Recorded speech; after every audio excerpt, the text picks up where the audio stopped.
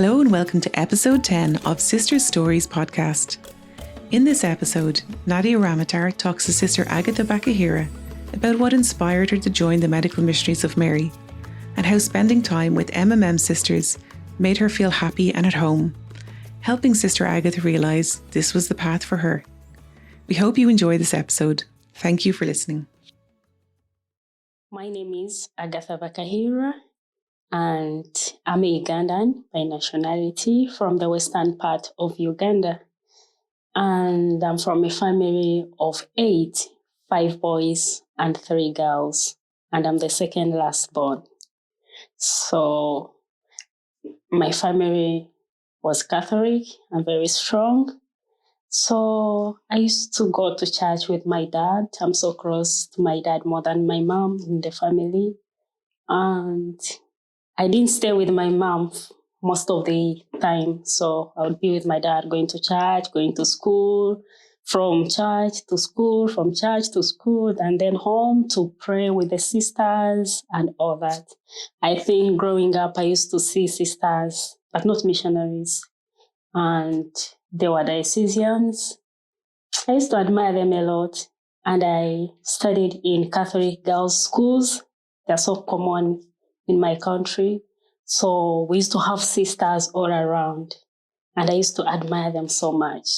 Like, I didn't know what they were doing, but they used to look smart for me. And I used to enjoy that, looking at them, wearing white, working in the sacristy, doing all jobs. So I thought I would be like them sometime when I grow up. But when I grew up, I don't know. After my primary school in a single girl school, I went to secondary school. It was still the same Catholic and girls school. I studied there 4 years. I joined another one for my A-level and girls school Catholic. So I studied there. After which I had to join university, and it wasn't Catholic. So it was a mixture, but mainly Protestant. So the Catholics were the minority in the school. And we used to have a small Christian community group within the campus. We used to gather together. Sometimes I used to go out to other churches.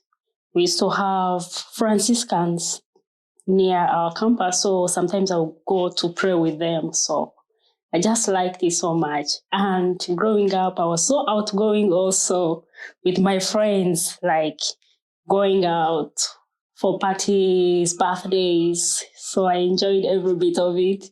And then my dad would be like, "Oh, do you still want to be a sister?" Sometimes he would say, "I hope you pray." I say, "Of course I do pray."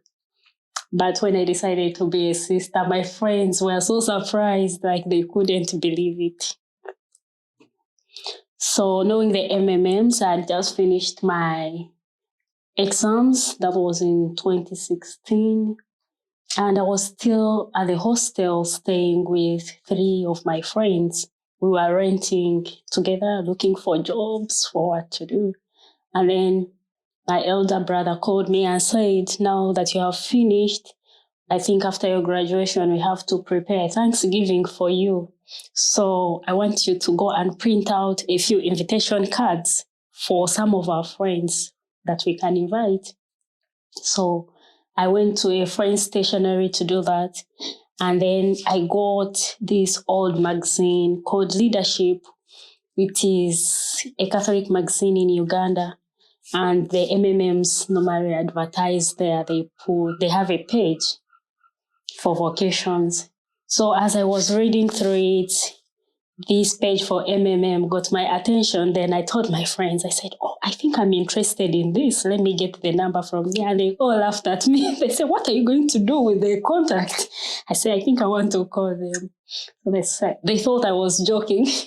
So I took the number. I kept it like for a few days.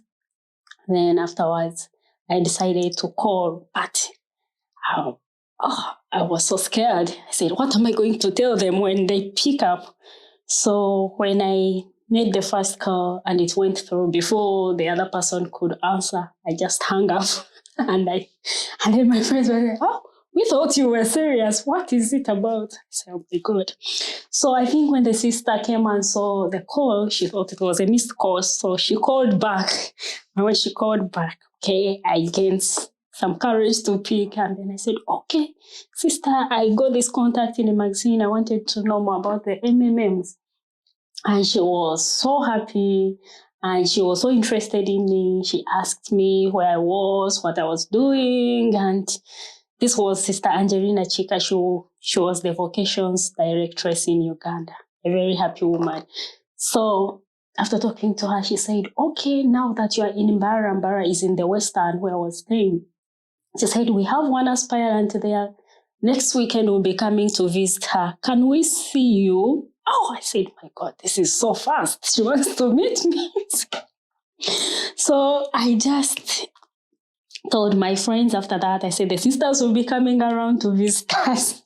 And they couldn't believe. They said, what are you doing? I said, no, let them come. We'll just see them. They said, okay, we'll wait. Remember, we're in the hostel, but Sister didn't mind. She said she can come and visit me. That's how Sister Angelina came. She called me. I waited for her. Meanwhile, I told my dad that I was expecting some sisters to come and visit me. He said, okay, after they visit you, tell me what happened. So Sister Angelina came with the driver. And like they visited me, they brought me some sugar, some bread and soap. And I was like, oh, look at this sister. She's so lovely. Like she doesn't know me, but she was happy. She told me about the MMMs. And then she said that the next time she would love to visit me at home because this was the hostel just with a few friends. I said, okay, sister, you're welcome. And then she left. After she left, I told my friends, they said, are you serious? You want to do this? I said, I think I want to do it. Jokingly, I didn't know that it was that serious. So after that was around June, and in October it was graduation. So I invited the sisters. They came home for Thanksgiving. It was so beautiful. They came, they visited. We had mass together. They spoke in our church, and it was good. I was happy. After some time, they were to have final profession for one of the sisters in Masaka. The sisters were still in Masaka. So Sister Angelina invited me. She told me they were going to have a profession and she would like me to come because I was free at the time, to come like 3 days before and help with the preparations. I was going to meet some other 2 girls who were to join with me. So I saw it as an opportunity to know the sisters. So I was happy. I went there 3 days before. But it was so beautiful looking at the sisters. The sisters came in from different countries, from Nairobi, from Tanzania. Like I had known them before, the way they approach and the hospitality there. I just felt at home. And I told myself, I think I want to be here. I don't think I want to go back. And we stayed, we enjoyed the celebration, everything. And the sisters were so lively. Like we had so many students who were coming from school. The ones who were studying in Kampala. A group came in. It was around, I think, up to midnight. And the house was so loud. I said, oh, so sisters can be like this, you know? To me, I was so happy about it. I said, I think I can be, because my brothers used to tease me. You're so noisy. You're so loud. I don't think they will allow you in the convent. I said, oh, I think I want to be here. So that's how I got to know the MMMs. And I didn't waste time after that. After some time, they called me for come and see. I went. It went well. We wrote our applications, we did our interviews, and we were 2 from Uganda and we were accepted. The day I got my letter, I was so happy. I was working in one parish in the administration. So when I got it, I was so happy. I called my dad, I said, and before then, my mom, when she heard that I wanted to be a sister, she was not happy. Until my dad had to convince her. He said, now you think she wants to get married. What if she doesn't get married and stays here because she feels she will be happy when she goes and becomes a sister? So after some time, she had to accept. So everything went well. And then on the day of leaving home, it was so difficult for me because I knew now I had to move and leave my people. At that time, my dad was not feeling so well. I said, my God, how am I going? And my brothers and my sisters, nobody was there for me. Everybody was doing their own business. They didn't want to know. It was just me.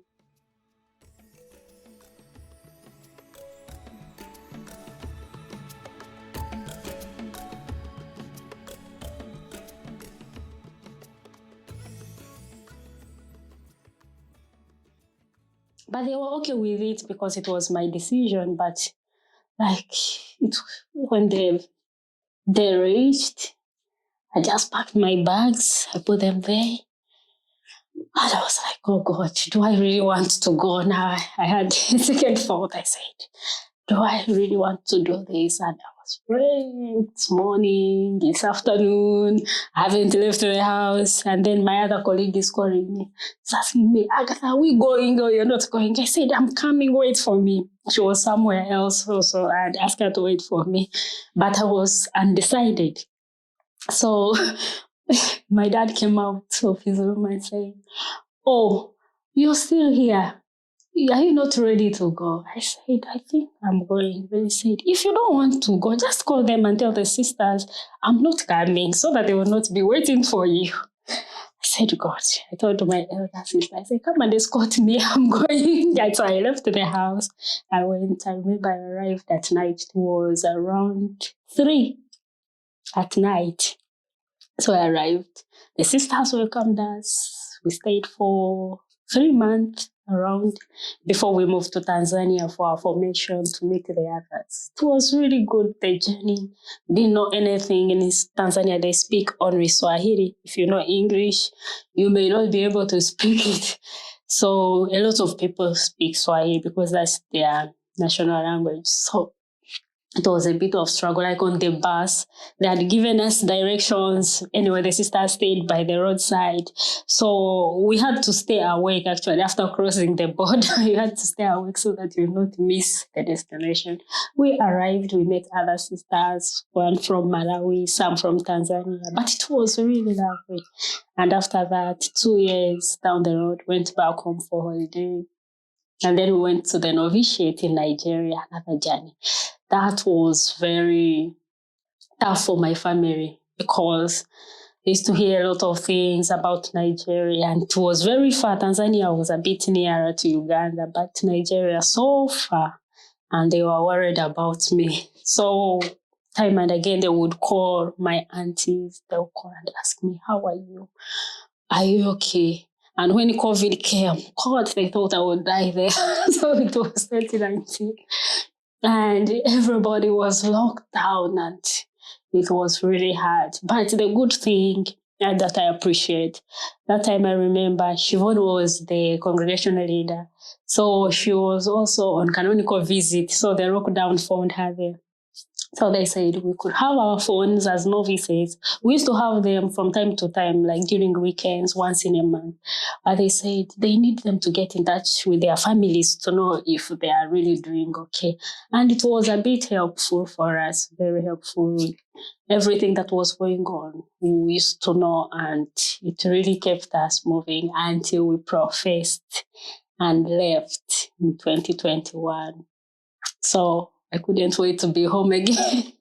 But for a short while, because I was assigned to Kenya for my first mission, that wasn't far from home. It was quite good for me, and I loved it. I loved it. After that, that's where I was until 2023 when we handed over the mission, and then I started preparing to come for my studies. So tell us a little bit about the studies. What did you study in university and what are you studying now?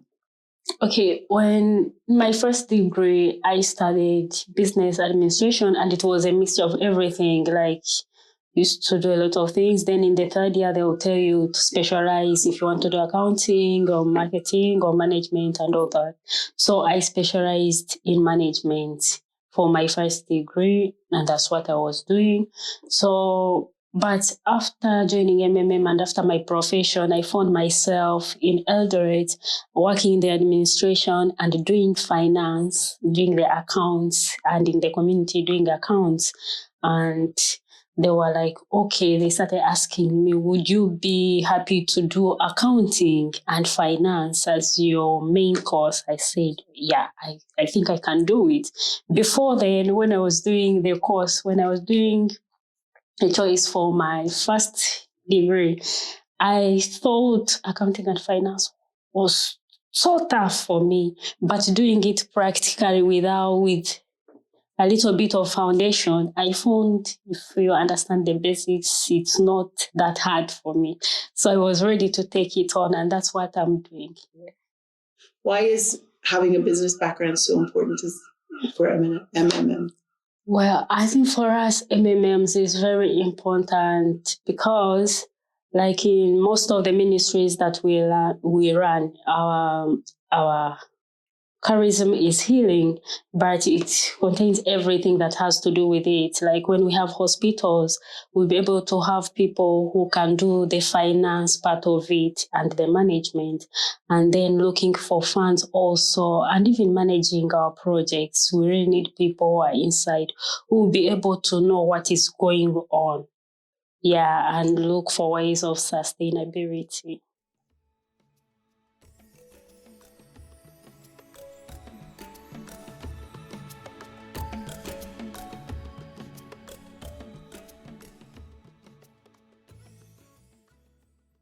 What is your most memorable experience as an MMM so far? What is the most memorable thing for you? Oh, as an MMM, one thing that is so memorable is the time we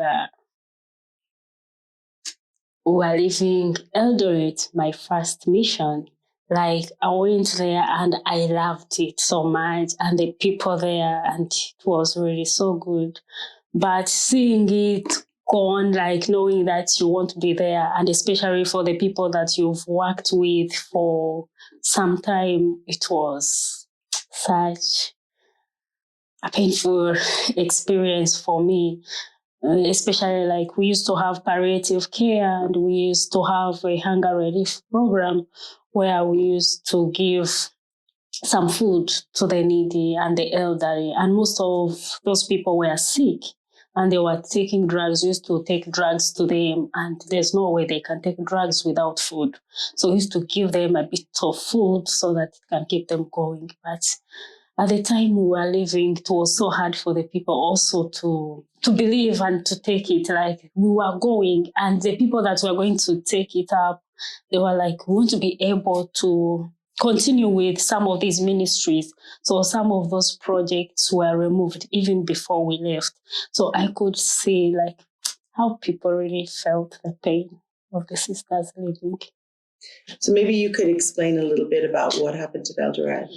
Okay, Eldoret had been there, I think, since 2000 when the sisters left Kitare. They came to Eldoret and put a health center, and it was outpatient, and we used to do a lot of palliative care and social work in the community.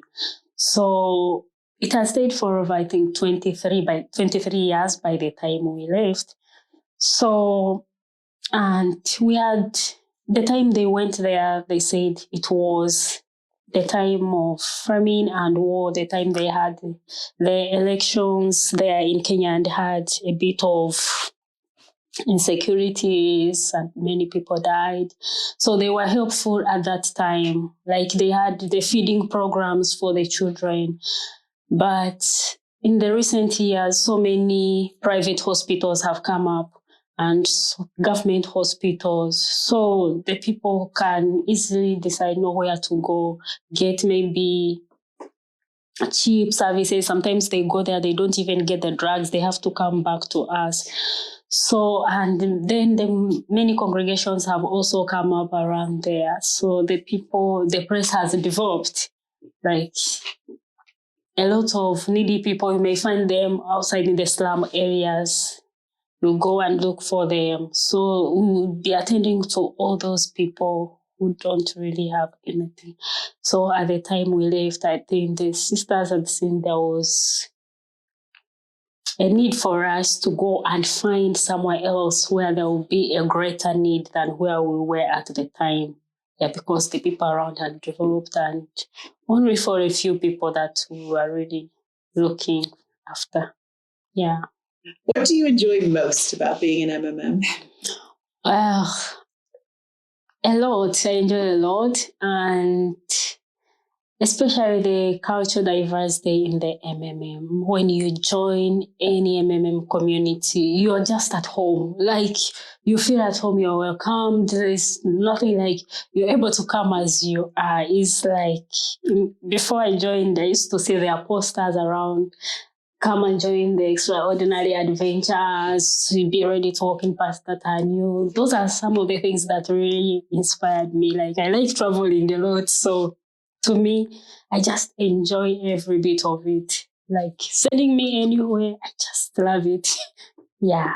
And I enjoy all the sisters, like their giftedness. Especially since I came here, really, I've been admiring the sisters here. And they are treating me like a baby. I think I'm getting spoiled, but they are all too good for me. And sharing their stories, what they did, it motivates me so much. Really. I love the spirit and the togetherness. They look out for each other. They are just, yeah. I love that. That's so nice.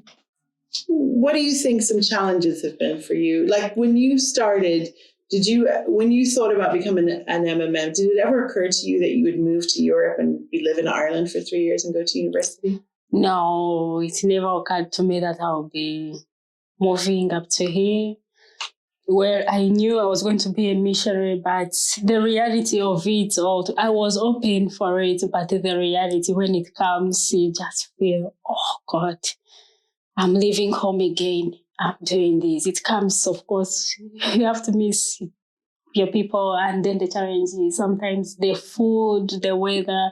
Like when I went to Nigeria, it took some time to adjust because their food is totally different from what we eat in the other side of our country. So, but with time, I had to adjust and fit in. So that's all, I think.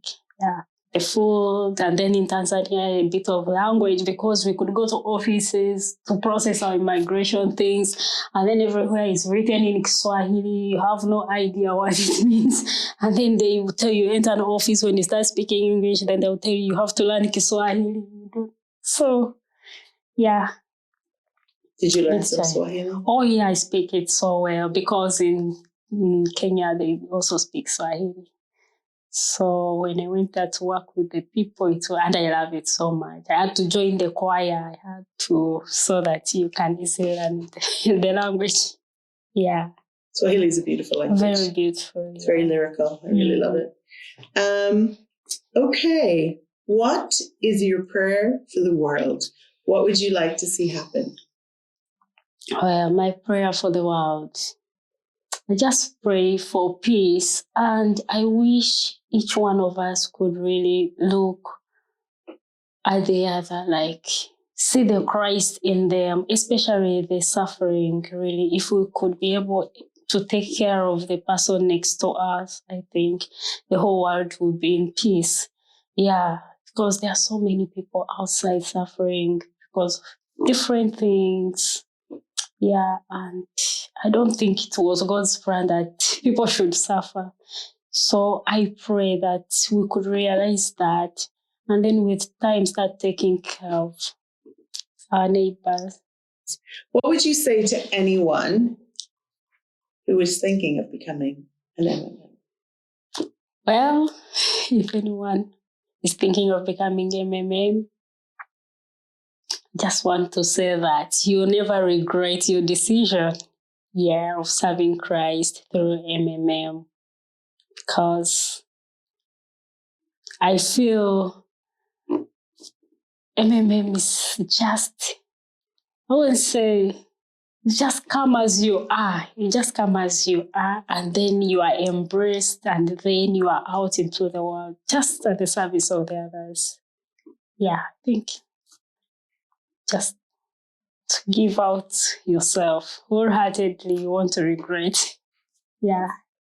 Is there anything we didn't talk about that you wanted to share? Well, I don't know, but I would say most of us, like me before, I used to look at religious life in a different perspective. First of all, I was attracted maybe by the way sisters dressed or what.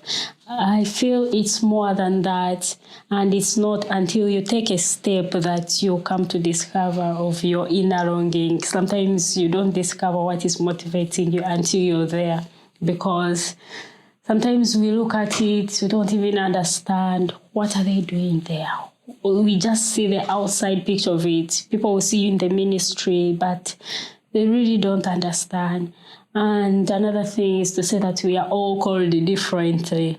Yeah, it's not good to compare yourself. Like my brothers will say, oh, the way you're so noisy. The way you're so, I don't think you would sit in a convent and you see you'll be making noise for people. But even most of the time when the sisters would be assessing me, oh, noise used to be one of them. of the challenges that would come. They'll say areas of growth. She needs to be cautious of her noise, but, well, it has kept me moving. Well, I love what you say that they take you as you are. Yeah. Because even in this building, like today I have been talking to 4 of the sisters who were doctors, and they're so different. They're so completely different. Like, they're elderly now, but they're just like, they do allow people to be themselves. You're not being quiet, shoved off in a convent somewhere. You're in community, aren't you? Yeah. Nice. Yeah, it's very nice. Yeah, and just to be yourself and be open. Thank you for listening to MMM Sister Stories.